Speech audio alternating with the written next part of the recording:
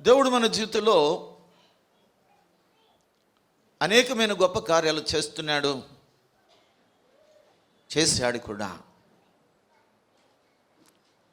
కానీ చాలామంది ఏం చేస్తారంటే రేపటి కొరకు చింతిస్తారు, రేపటి కొరకు చింతిస్తారు.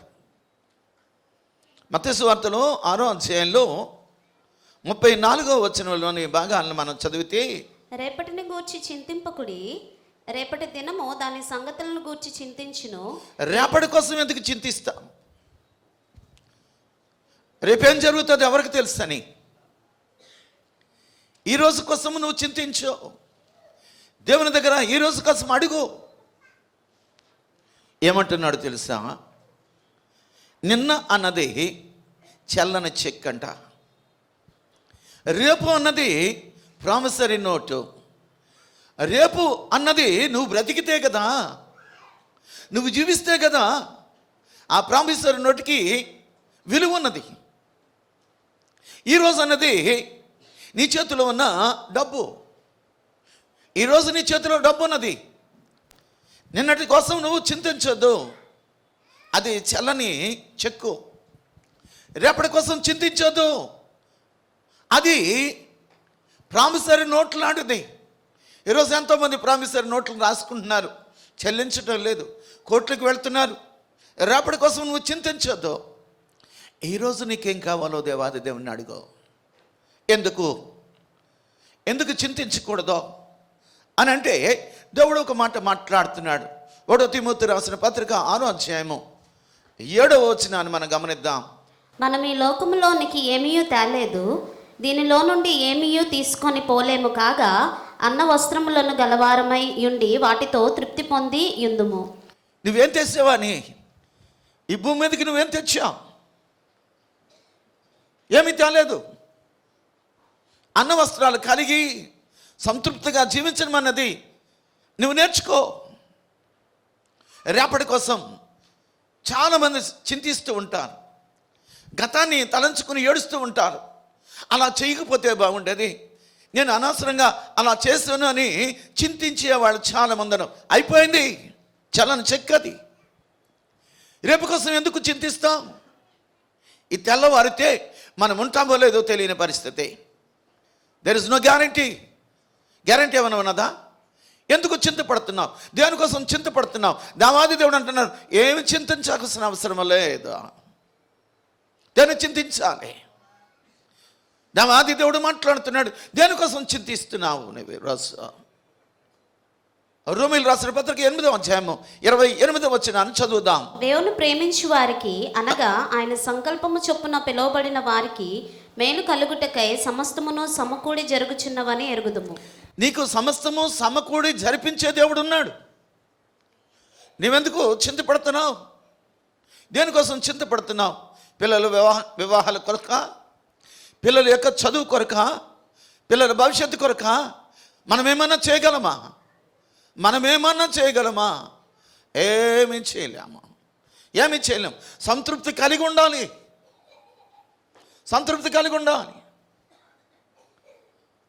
దేవాది దేవుడు మాట్లాడదు, సంతృప్తి కలిగి ఉండు నువ్వు అని. ఫిలిప్పీయులకు రాసిన పత్రిక 4వ అధ్యాయం 11వ వచనాన్ని చదువుదాం. నాకు కొదువు కలిగినందున నేను ఇలాగ చెప్పుటలేదు, నేను ఏ స్థితిలోనున్నానో ఆ స్థితిలో సంతృప్తి కలిగి ఉండ నేర్చుకొని ఉన్నాను. 13వ వచనం కూడా చదువుదాం. నన్ను బలపరచువాని అందే నేను సమస్తమును చేయగలను. నీ దేవుడు బలపరచాలి నిన్ను. నీ దేవుడు సమస్తం ఇస్తానని సెలవిచ్చిన దేవుడు. ఎందుకు చింతిస్తున్నావు నువ్వు? నువ్వు చింతించడం వల్ల 3 రెట్లు పెంచుకోగలవా? ఏమన్నా చేయగలవా? చేయలేవు. ఏమీ చేయలేనప్పుడు నువ్వెందుకు చింతించాలి? దేవుడు చేస్తాడు కదండి, దేవుడు చేస్తాడు. యాకోబు రాసిన పత్రిక 4వ అధ్యాయము 2వ వచనంలో మాటలు చదివితే, ఎందుకు నీ ప్రార్థన దేవుడు ఆలకించలేదు?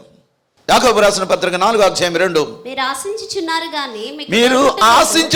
గాని మీకు దొరుకుటలేదు, నరహత్య చేయుదురు, మత్సరపడుదురు గాని సంపాదించుకొనలేరు, పొట్లాడుదురు, యుద్ధము చేయుదురు గాని దేవుని అడగనందున మీకేమీ దొరకదు. దేవుడు అక్కర్లేదు మనకి. నేను సాధించేస్తాను, నేను కొట్లాడుతాను, నేను రాజీ చేస్తాను. నీకు నువ్వే నీ బలంతో ముందుకెడుతున్నావు. నాకు శక్తి ఉంది, నాకు బలం ఉంది, నాకు డబ్బు ఉంది, నాకు ఉద్యోగం ఉంది, నేను ఏమన్నా చేయగలను. దేవుణ్ణి అడగటం లేదు ఎవరు కూడా. నువ్వేమనుకున్నావంటే నీ స్వశక్తితో నువ్వు ఆధారపడుతున్నావు. చాలామంది అలాగే ఆధారపడుతున్నారండి. అయితే ఒక మాట, దేవుణ్ణి అడగనందున అంట చాలామంది అడగటం లేదు. నేను అడిగాను కదండి అని నువ్వు అనొచ్చు. 106వ కీర్తన భాగంలో 14-15 వచనంలో ఉన్న భాగాలు చదువుదాం. అరణ్యంలో వారు బహుగా ఆశించిరి, ఇశ్రాయేలీయులు అరణ్యంలో బహుగా ఆశించిరి. ఎడారిలో దేవుని శోధించిరి, వారు కోరినది ఆయన వారికి ఇచ్చెను, అయినను వారి ప్రాణములకు ఆయన క్షీణత కలుగజేసెను. వారు కోరింది ఇచ్చాడు, నువ్వు శోధిస్తున్నావు. నాకు ఇది కావాలి అని అడుగుతున్నావు. చాలామంది ఏం చేస్తారంటే పట్టుబడతాను, నాకు ఇది కావాలి, నాకు మగబిడ్డే కావాలి. దేవుడు ఏది ఇస్తాడు దానిని మనం ఒప్పుకోము. నాకు ఇది కావాలని అడుగుతా, నువ్వు శోధిస్తావు. అరణ్యములో దేవాది దేవుడు మాకు మాంసాన్ని ఇవ్వగలడా? శోధన ఇవ్వగలడు. ఇచ్చే దేవుడు ఆయనకంత గట్స్ ఉన్నాయి. ఆయన శక్తిమంతుడని నీకు తెలియటం లేదు. ఆయన శక్తి నీకు తెలియటం లేదు. మొట్టమొదటి నువ్వేం చేయాలంటే శక్తిని నువ్వు గమనించాలి. దేవుని యొక్క శక్తి అంటూ నువ్వు గమనించకుండానే నువ్వేదో అడుగుతున్నావు. ఏం అడుగుతున్నావంటే విషయం ఏంటంటే మనం అడుగుతామే కానీ కృతజ్ఞతాస్తుతులు చెల్లించాం. ఫిలిప్పీలు రాసిన పత్రిక 4:6 చదవండి. దేనిని గూర్చియు చింతపడకుడు గాని ప్రతి విషయములోను ప్రార్థన విజ్ఞాపనముల చేత కృతజ్ఞతాపూర్వకంగా మీ విన్నపములు కృతజ్ఞతాపూర్వకంగా విజ్ఞాపన చేయాలి, విన్నపాలు ఇవ్వాలి. దేవునికి కృతజ్ఞతాపూర్వకంగా ఏది నాకు అది కావాలి ఇది కావాలని అడుగుతాం. దేవుడు ఇస్తాడు. కానీ ఇచ్చిన దానిని నువ్వు జ్ఞాపకం చేసుకోకుండా ఏం చేసాడులే, నాకేమిచ్చాడులే అని అంటే ఇచ్చిన దేవాది దేవుడు బాధపడ్డా ఆయన బాధ అటుంచు. నువ్వు కృతజ్ఞతాస్తుతులు చెల్లించవలసిన సమయంలో నీకు ఇంతసేపు నాకు అది కావాలి ఇది కావాలని అడిగే పరిస్థితే కానీ కృతజ్ఞత స్తుతులు చెల్లించావా? ప్రభువా, ఇదిగో చిన్నతనం నుంచి నన్ను ఎలాగ నడిపించావో నేను గుర్తు చేసుకున్నానయ్యా. నేను ఎందుకు పనికిరాని దాన్ని అయినా నువ్వు నన్ను జ్ఞాపకం చేసుకున్నావు. నీకు స్తుతులు చెల్లిస్తున్నాను, నీకు కృతజ్ఞతాస్తుతులు చెల్లిస్తున్నాను. కృతజ్ఞతాస్తుతులు చెల్లిస్తున్నావా? లేదు. ఎంతసేపు నీకోసమే ప్రార్థన. అది కావాలి నీకు.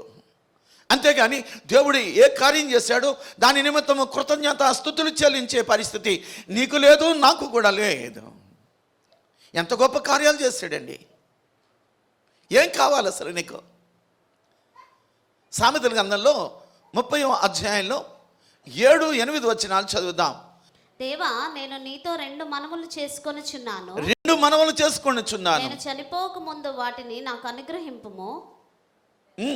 వ్యర్థమైన వాటిని అబద్ధములను నాకు దూరముగా నుంచుము. పేదరికమునైనను ఐశ్వర్యమునైనను నాకు దయచేయకము. తగినంత ఆహారము నాకు అనుగ్రహింపుము. ఎక్కువైన ఎడల నేను కడుపు నిండిన వాడై నిన్ను విసర్జించి యెహోవా ఎవడని అందునేమో.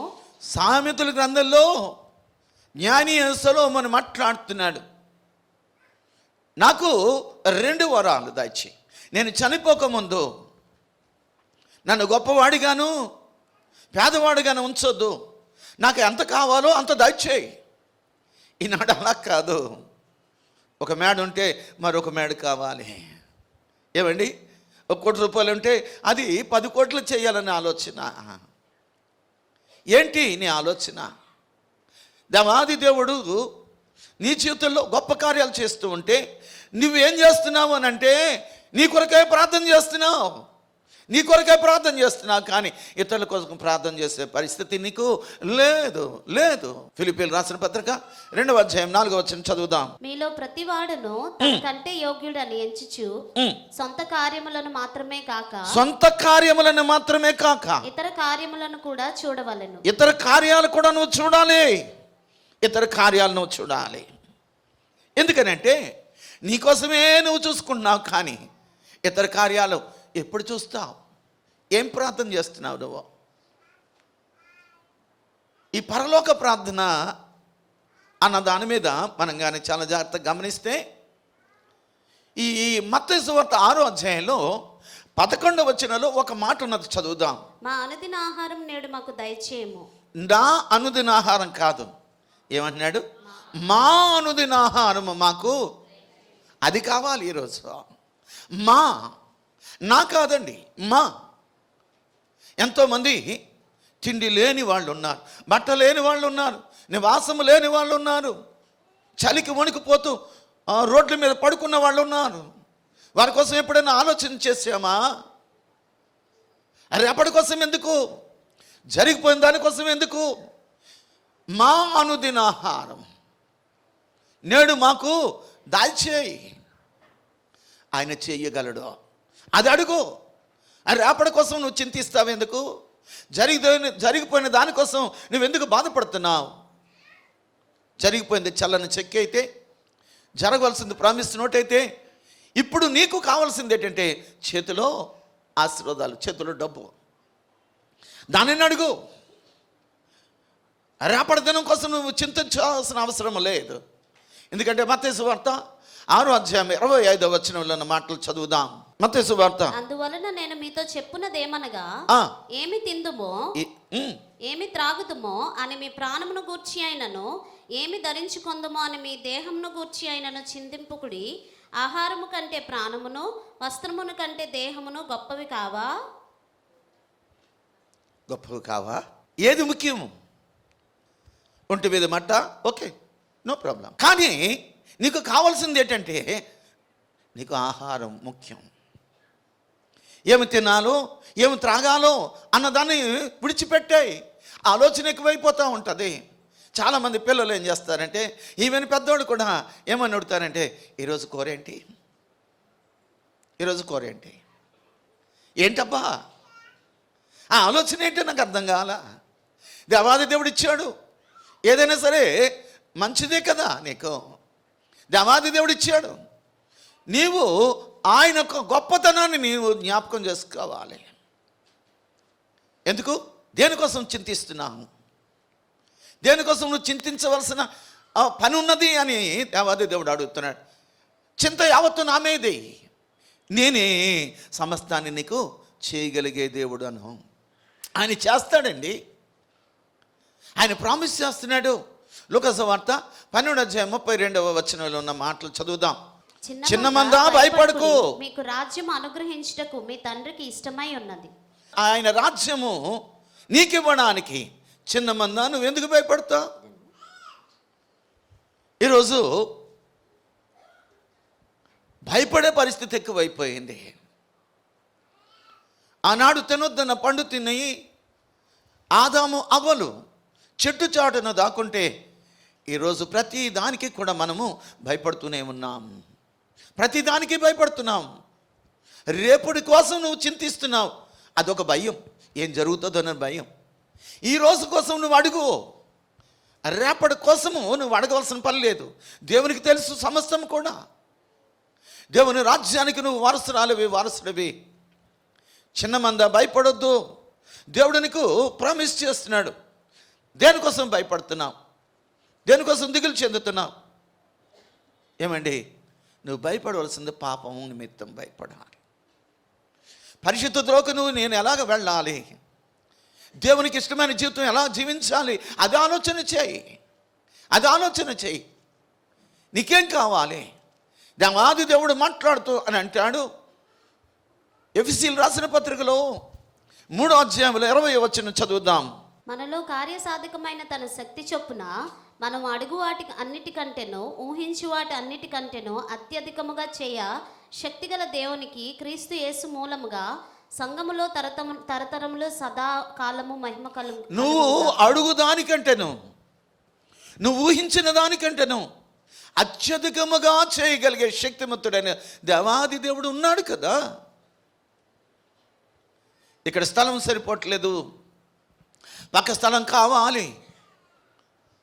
దాని విషయంలో నేను ఒకటి ఊహించాను, ఉన్న డబ్బుతోటి ఏ స్థలం కొందాం, ఇంకా అప్పు చేసి ఇది చర్చి స్లాబ్ దాకా వేసేద్దాం,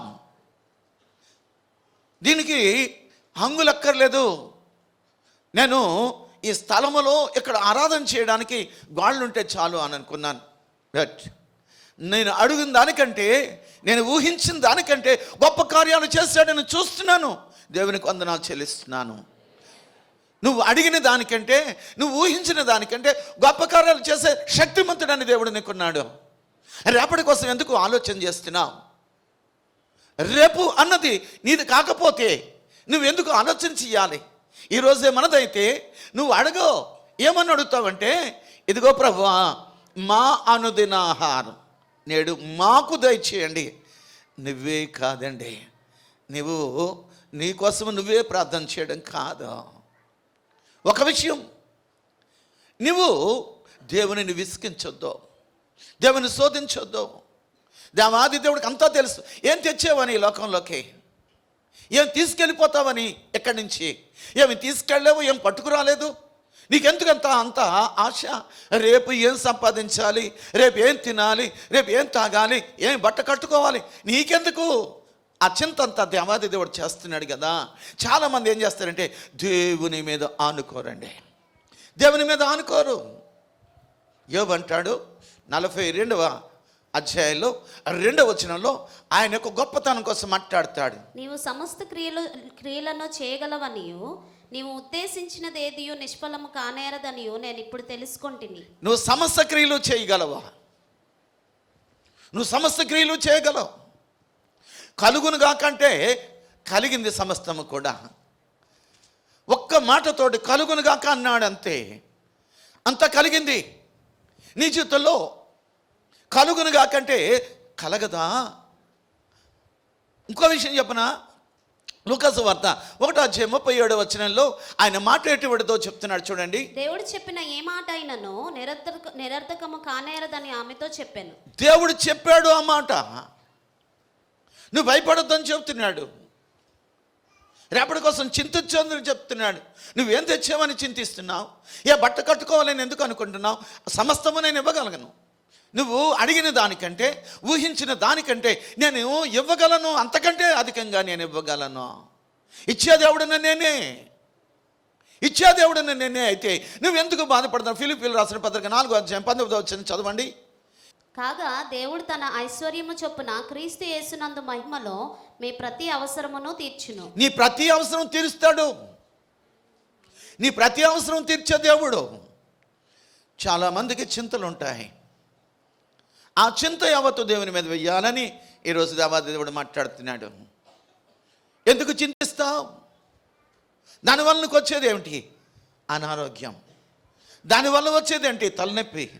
దాని వచ్చేది ఏంటంటే బీపీ, షుగర్లు పెరిగిపోతూ ఉంటాయి. అవి తెచ్చుకోవాల్సిన అవసరం ఏముంది? దేవాది దేవునికి తెలియదా? కానీ నువ్వు అడిగినప్పుడు ఎలాగ అడుగుతున్నావంటే నీకోసమే అడుగుతున్నా కానీ ఇతరుల కోసం అడగటం లేదు. గలతీయులకు రాసిన పత్రిక 6:2 వచనంలో ఉన్న మాట చదువుదాం. ఒకని భారములన్నొకడు భరించి ఇలాగు క్రీస్తు నియమమును పూర్తిగా నెరవేర్చుడి. ఎవడైనాను వట్టివాడై ఉండి తాను ఎన్నిక అయిన వాడినని ఎంచుకొని ఎడల ఒకనికొకడట, ఒకనికొకడు, ఒకని భారము ఒకడు భరించాలి అని ఉన్నది. ప్రార్థనలో భారము నువ్వు భరించాలి. ప్రార్థనా భారం నీకు ఉండాలి. హాయిగా పడుకుంటున్నాము, ప్రార్థన లేదు. ఏమైపోతే ఏమైపోని, నేను మాత్రం బాగున్నానులే అనుకుంటున్నా కానీ నువ్వు ఒకరి భారాన్ని ఎత్తుకోవాల్సిన పరిస్థితి నీకుంది. ఆ భారం ఏంటి అని అంటే అనేకులకి బాగోలేదు. సంఘంలో వివాహాలు జరిగినాయి, సంతానం లేని వాళ్ళు ఉన్నారు. వివాహం కావాల్సిన వాళ్ళు ఉన్నారు. ఏమండి, వాడు భారం ఎత్తుకొని నువ్వు ప్రార్థన చేయాలి కదా. ఎంతోమందికి బాగోలేదు, వారి కొరకు ప్రార్థన చేయాలి కదా. నువ్వు అదే భారం అంటున్నాడు. ఒకరి భారము మరొకరు ఎత్తుకోవాలి. నువ్వు ఎత్తుకున్నావు ఆ భారం. ఎంతసేపు నీ భారమే, ఎంతసేపు నీ నీ కొరకే నీ కొరకే నీ కొరకే. దేవాది దేవుడు అంటున్నాడు. ఏమంటున్నాడో తెలుసా? మరి కీర్తన భాగంలో 37వ కీర్తన 25వ వచనం చదువుదాం. నేను చిన్నవాడినై ఉంటిని, ఇప్పుడు ముసలివాడినై ఉన్నాను. అయినను నీతిమంతులు విడవబడుట గాని వారి సంతానం భిక్షమెత్తుట గాని నేను చూచి ఉండలేదు. దేవునిని నమ్ముకున్న వాళ్ళు ఎవరు కూడా భిక్షమెత్తుకోలేదు. నువ్వు దేవునికి ఇచ్చావు. సనగవద్దు సుమా. ఇవ్వకపోతే ఇవ్వకపో. అది నాకైతే బాధ లేదు, దేవునికి బాధ లేదు. ఇచ్చావా, మనస్ఫూర్తిగా ఇవ్వు. నువ్విచ్చి దేవుని సంతోషపెడితే దేవుడు రుణస్థుడు కాడు. దేవుడు రుణస్థుడు కాడు. నీకు ఆరోగ్యం ఇచ్చింది ఎవరు? నీకు ఐశ్వర్యం ఇచ్చింది ఎవరు? నీకు నెమ్మది ఇచ్చింది ఎవరు? దేవాది దేవుడు కాదా? నువ్వేదో ఇచ్చేసాను ఎలాగానే నువ్వు అనుకుంటున్నావు. కానీ దేవాది దేవుడు నీకోసం చింతిస్తున్నాడు. చింత యావత్తు ఆయన మీద వేయమంటున్నాడు. ఏం కావాలి? దేనికోసం చింతిస్తున్నావు? పేదరికంలో ఉన్నామనా? అయితే ఆ సామెతల గ్రంథంలో ఇందాక చదివినట్టుగా, ఎదిగో నన్ను పేదరికంలో ఉంచొద్దు, నన్ను ఐశ్వర్యవంతుడిగా చెయ్యొద్దు, గొప్పవాడినిగా చెయ్యొద్దు. ఈరోజు ఆ మాట మనకి ఇష్టం లేదు. కింద మాట బాగానే ఉంది. ఏంటి అని అంటే, నేను పేదరికంలో ఉండకూడదు అంటున్నావు, కానీ ఐశ్వర్యవంతునిగా చెయ్యొద్దు. నన్ను నాకేం కావాలో అది ఇస్తే చాలు. కట్టుకోవడానికి తగినంత ఆహారం నాకు అనుగ్రహింపుము. తగినంత ఆహారం నాకు అనుగ్రహించు. ఎక్కువైన ఎడల నేను కడుపు నిండిన వాడే నిన్ను విసర్జించి యెహోవా ఎవడని అందునేమో. వేదనై దొంగిలి నా దేవుని నామమును దూషించునేమో. పేదవాడిని అయితే నేను దొంగతనం చేస్తాను, నీ నామాన్ని దూషిస్తాను. ఎక్కువైతే నేను ఎక్కువైంది కదా అని యెహోవా దేవుడు ఎవరు అని నేను అంటాను. తగినంత ఆహారం నాకు దయచేయి.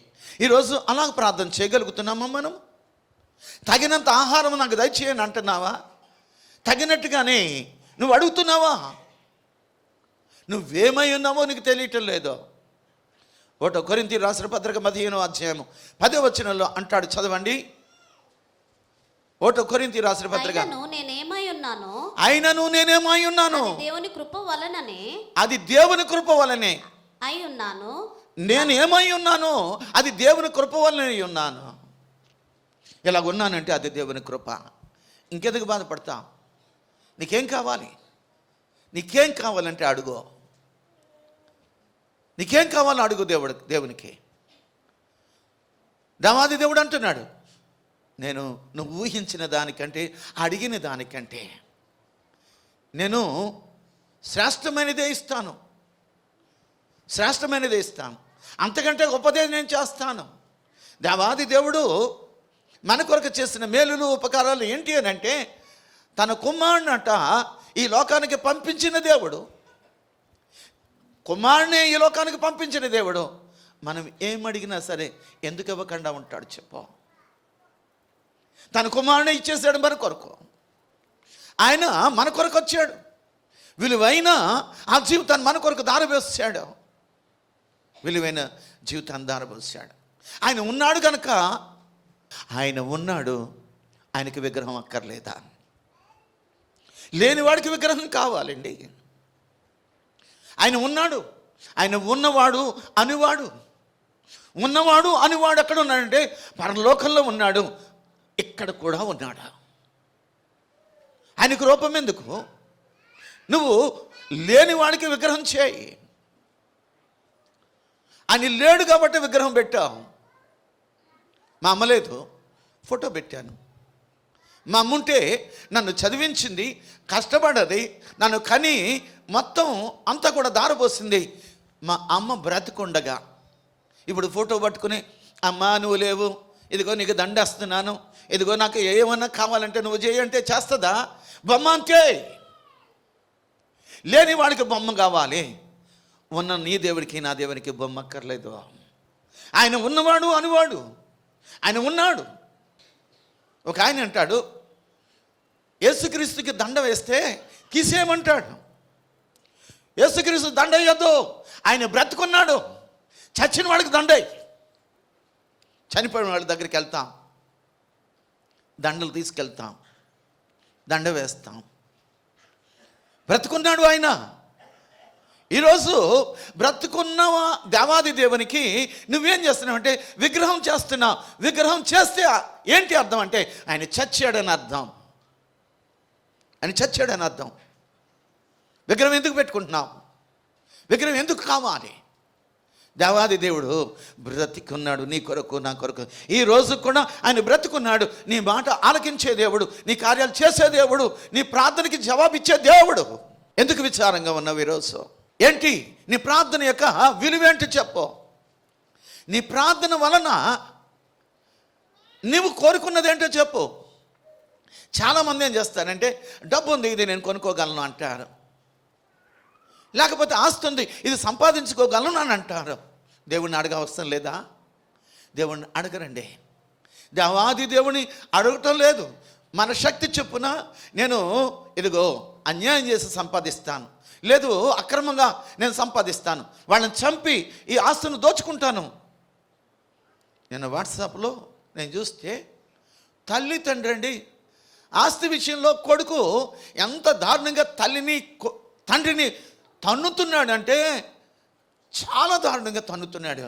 ఆస్తి విషయంలో ఏనాడని నిన్ను అడిగాడా దేవుడు? నేను ఆరోగ్యం ఇచ్చాను, నేను ఐశ్వర్యం ఇచ్చాను, నేను నెమ్మది ఇచ్చాను, అందుకోసమని నువ్వు నాకు ఇచ్చేయి, నీ సమస్తం నాకు ఇచ్చేయని అనలా. ఆయన ఇచ్చే దేవుడు కానీ తీసుకునే దేవుడు కాడు. నువ్వు ఇతరుల కోసం ప్రార్థన చేయడానికి మర్చిపోవద్దని మనం చేస్తున్నాను.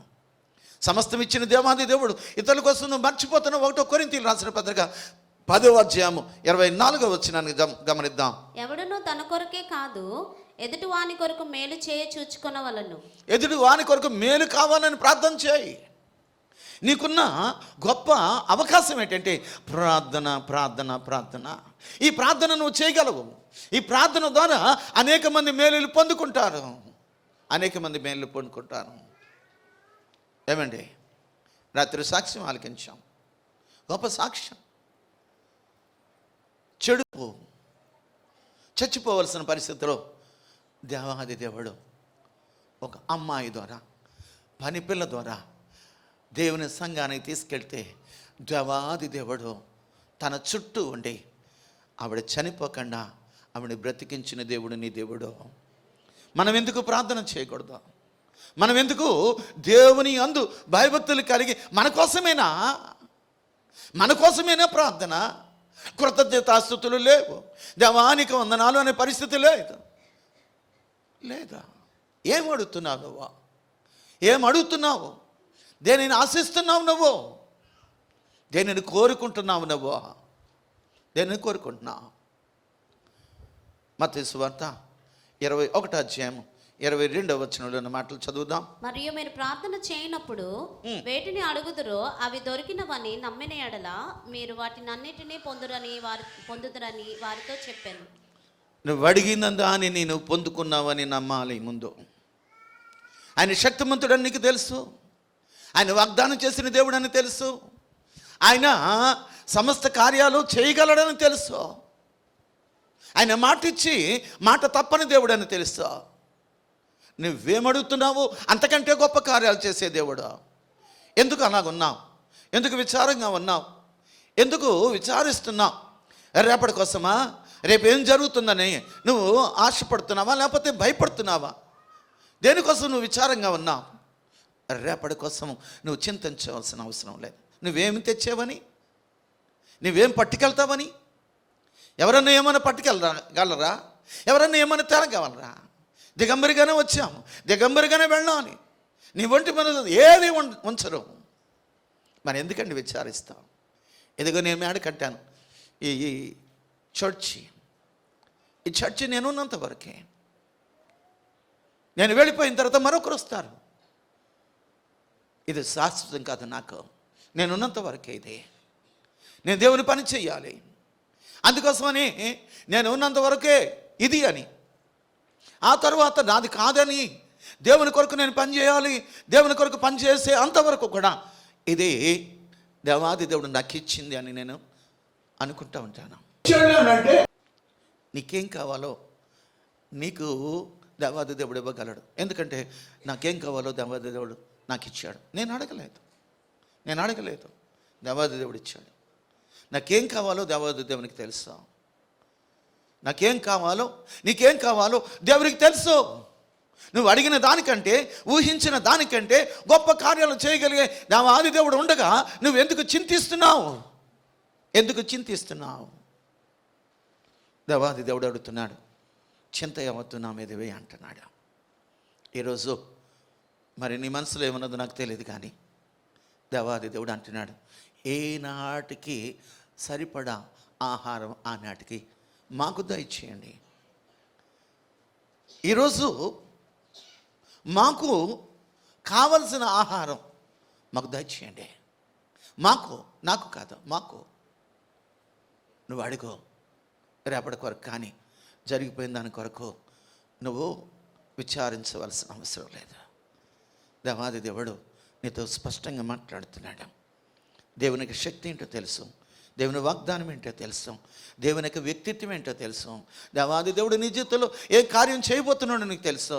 అంత తెలిసినా సరే మనం ఏం చేస్తున్నామంటే ఎదుగో బాధపడుతూనే ఉన్నాం.